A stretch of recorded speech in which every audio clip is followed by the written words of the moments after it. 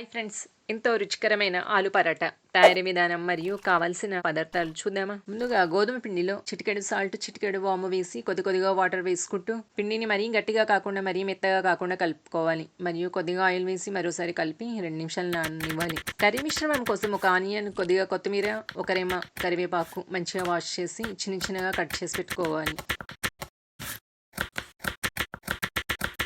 పొటాటోస్ని మెత్తగా ఉడికించి పొట్టు తీసి ఒక బౌల్లో తీసుకొని మెత్తగా చిదుముకోవాలి. కడాయిలో కొద్దిగా ఆయిల్ వేసి వేడయ్యాక చిటికెడు జీలకర్ర వేసి చిటపటలాడించి ఆనియన్, కరివేపాకు వేసి వేయించుకోవాలి. Half spoon ginger garlic paste వేసి 1 మినిట్ వేయించాలి. చిటికెడు పసుపు, హాఫ్ స్పూన్ కారం వేసి 1 మినిట్ వేయించి ముందుగా తయారు చేసి పెట్టుకున్న పొటాటో మిశ్రమాన్ని వేసి టేస్ట్కి సరిపడా సాల్ట్ వేసి ఉడికించుకోవాలి. ఇందులోని హాఫ్ స్పూన్ లెమన్ పిండుకొని కొత్తిమీర మరియు 1 స్పూన్ ఘీ వేసి 2 మినిట్స్ ఉడికించుకోవాలి. ముందుగా నానబెట్టుకున్న పిండిని మరోసారి కలుపుకొని మీడియం సైజ్ బాల్స్ చేసి పిండిలో 2 వైపులా దొర్లించి పూరీ సైజులో వత్తుకోవాలి.